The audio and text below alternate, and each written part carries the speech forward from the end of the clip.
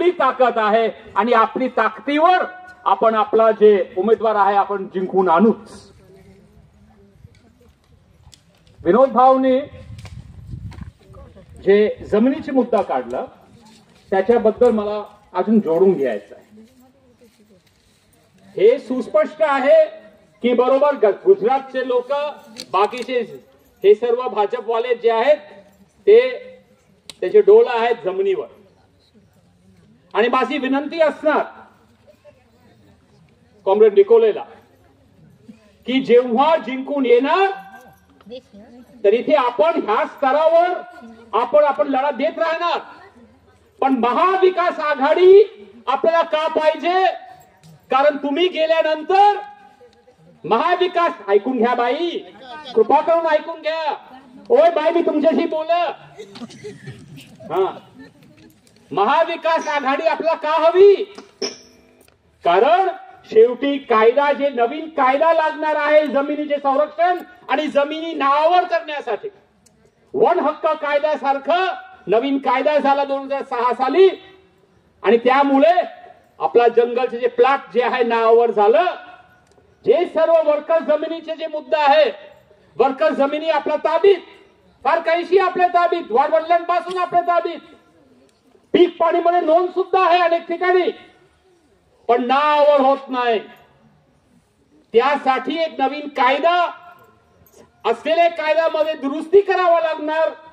आणि माझे जे विनंती राहणार, आता कॉम्रेड निकोले गेलेले आहेत दुसऱ्या ठिकाणी, पण कॉम्रेड निकोलेने हा मुद्दा उपस्थित करून महाराष्ट्र सरकार, महाविकास आघाडीचे सरकार जेव्हा येईल त्याचप्रमाणे त्या एक नवीन कायदा जमिनी, वर्कर जमिनी आपल्या नावावर करण्यासाठी ही अपेक्षा आम्ही ठेवणार आहोत.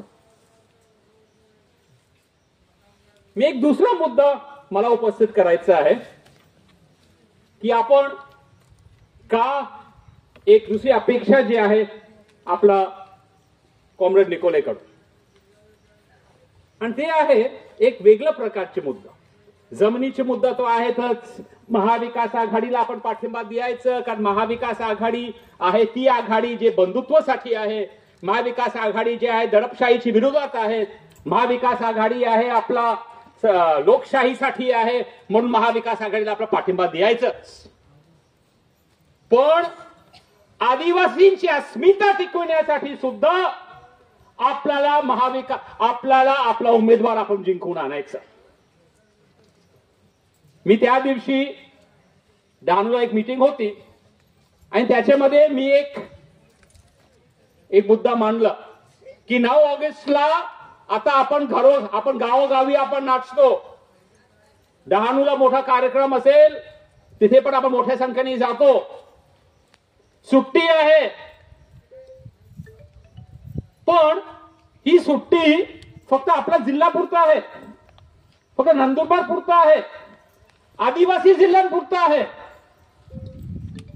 मी विचार, जेव्हा कुठल्याही दुसऱ्या सणासाठी सुट्टी असते तर महाराष्ट्रभर सुट्टी असते ना, महाराष्ट्रभर सुट्टी असते. हिंदूचे सण असेल महाराष्ट्रभर सुट्टी, मुसलमानचे सण असेल, ईद असेल, महाराष्ट्रभर देशभर सुट्टी. जैन लोकांचे महावीर जयंती असेल तर देशभर सुट्टी. 9 ऑगस्टचे जे सण आहे फक्त कलेक्टरची मर्जीप्रमाणे आपल्याला सुट्टी मिळते. आदिवासी ह्या राज्याचे 9% लोक आदिवासी आहेत. 9% लोकांसाठी एक सार्वजनिक सुट्टी तुम्ही देऊ शकत नाही. अरे 1 लाख पारशींच्या नावाने तुम्ही सुट्टी देता. 1 लाख लोकांसाठी आपण हजारो, आपण कोटी मध्ये आपण आहोत. तर 9 ऑगस्ट जे आहे एक सार्वजनिक सुट्टी म्हणून आपण ही मागणी आपण करतो.